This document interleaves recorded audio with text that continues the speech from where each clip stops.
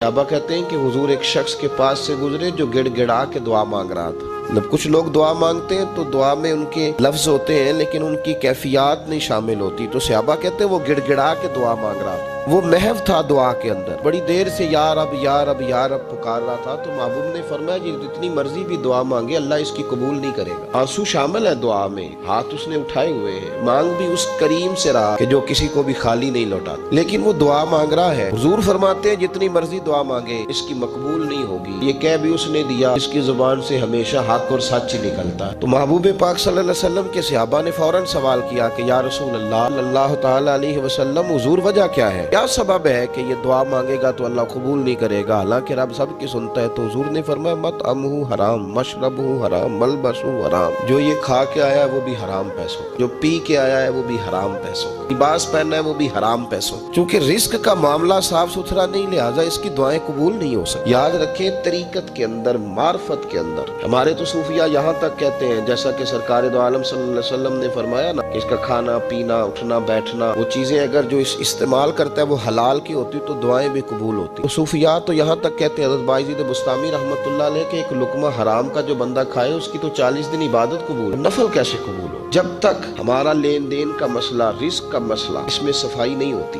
बंदों के हुकूक दबा कर 10 रुपए 5 रुपए 20 रुपए भी किसी के रख कर अगर हम ये समझते हैं मार्फत का नूर हमें नसीब हो तो ये मुमकिन नहीं। सूफिया तो मेरे भाई एक वक्त रोटी खाते थे, वो लोग तो कमजोरी दिखाते थे, उनके वजूद तो दुबले पतले थे। वो लोग जो थे वो बेचारे किसी का फेंका हुआ टुकड़ा भी किसी दरवेश का, किसी मोमिन का इस्तेमाल कर लेते थे, लेकिन जिंदगी में उन लोगों ने कभी किसी शख्स को धोखा नहीं दिया, किसी का माल नहीं रखा। एक बात एक दोस्त ने एक दफा मुझे बात बड़ी मुझे अजीब लगी। उसने कहा कि एक शख्स का इंतकाल हो गया, तो वो जब उसको दफन करने लगे नाजा पढ़ के तो एक आदमी ने उसकी चारपाई पकड़ ली। उसने कहा इसने मेरा 45 लाख रुपया देना है, पहले पैसे दोगे फिर दफन करने दो, पैसे दे दो दफन कर लो। जोर से पकड़ी, अब रश है। 3 बेटे भी थे तो जायदाद भी थी, सारा कुछ था। 3 बेटों से लोगों ने कहा कि तेरे अब्बे को वो दफन नहीं करने दे रहा, शोर है। और वो बंदा भी वो था जो बड़ा करीबी था उसका, उसके वालिद का पार्टनर था, ताल्लुकात थे। तो उसने कहा कि पहले पैसे दो फिर दफन करने दो। वो 3 बेटे कहने लगे किधर से पैसे दें, 45 लाख ही कह दिया। मैं तो अब्बा ने कोई नहीं बताया कि जायदादें हैं, मकान है, सारा कुछ है, तो भाई हम किधर से दें?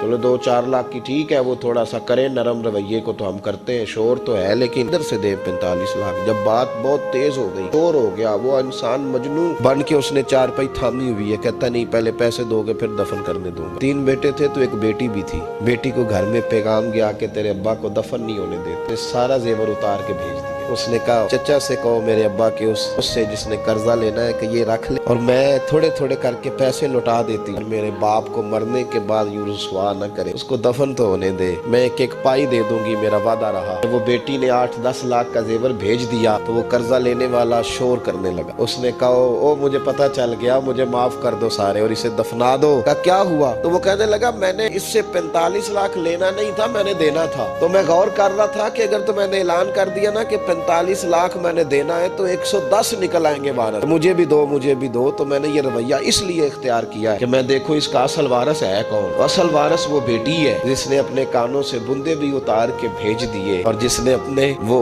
शादी वाले दिन पहनने वाले जेवरात, पहली रात का वो उसने जेवर भी सारा उतार के दे दिया। उसने कहा कि बाप का कफन न मैला हो जाए, तो असल वारस भी बच्ची है। उसने कहा इसने मुझे वसीयत की थी हर एक को ना दे देना, मेरे असल वारस को देना, तो मुझे असल वारस मिल गया। अब मैं किसी और को नहीं दूंगा, इस बेटी को दूंगा, इसने बाप के लिए कुर्बानी दी। याद रखे जिन्ना ली तू पाप कमाए हो किथे नहीं तेरे कर दे। तो इस लेन देन के मामलात अपने साफ सुथरे रखे तो मेहरबानी फरमाए। लेने देने के मामले, एक हदीस बुखारी में बड़ी मजेदारी में नबी पाक सल्लल्लाहु अलैहि वसल्लम ने फरमाया एक भाई अपने भाई से कर्जा लेने लगा, एक दोस्त अपने दोस्त से पैसे लेने लगा। उसने कहा यार पैसे तो मैं दे देता हूँ पर कोई गवाह। उसने कहा गरीबों के गवाह नहीं होते, मेरा गवाह अल्लाह है। उसने कहा किसी की जमानत दे दो। उसने कहा मेरी कौन जमानत देगा, मेरी जमानत मेरा अल्लाह ही देगा। बात हो गई 1000 दिनार।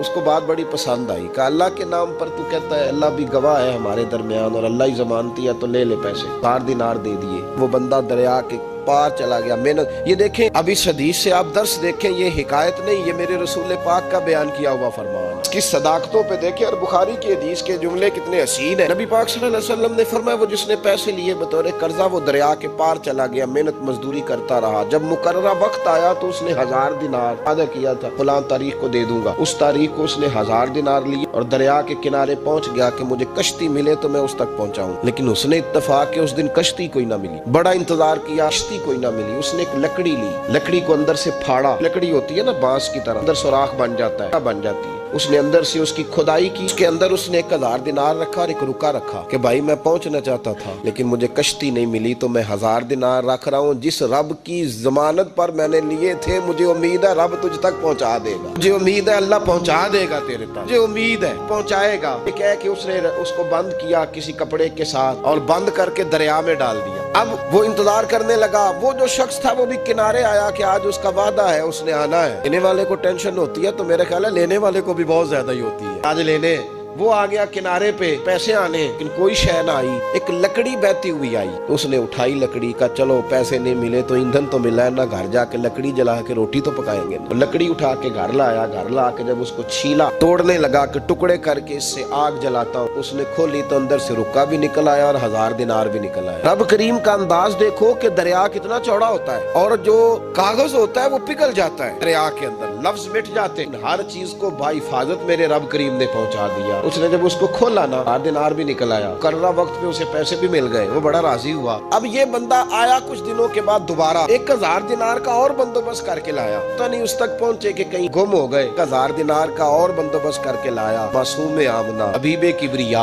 सैयद कौन मका सल्लल्लाहु अलैहि वसल्लम किस हुस्न के साथ अपनी उम्मत को हसीन अखलाक सिखा रहे हैं। नबी पाक अलैहिस्सलाम फरमाने लगे गुलामों एक और 1000 दिनार लेके दरवाजे पे आया और दस्तक दे के कहने लगा मेरा रब गवाह है कि मैंने कोशिश की थी पर मुझे कश्ती नहीं मिली, मेरा रब गवाह है कि मैंने हिम्मत की थी पर मौका नहीं मिला। क्या जानता है जिस रब की जमानत पे मैंने तुमसे पैसे लिए, मेरी कोशिश पूरी थी पर मौका नहीं मिला, मैं आया हूँ पैसे रख ले। उसने कहा अगर अल्लाह तेरे और मेरे दरमियान गवाह था फिर वो करीम भी बड़ा है, तूने दरिया में डाले थे तो रब करीम ने बाहिफाजत मुझे पहुंचा भी दिए और तेरी इज्जतों को उसने बरकरार रखा है, दिल में तेरी गोया कदर बढ़ गई है। तो भाई रब करीम पे भरोसा करे।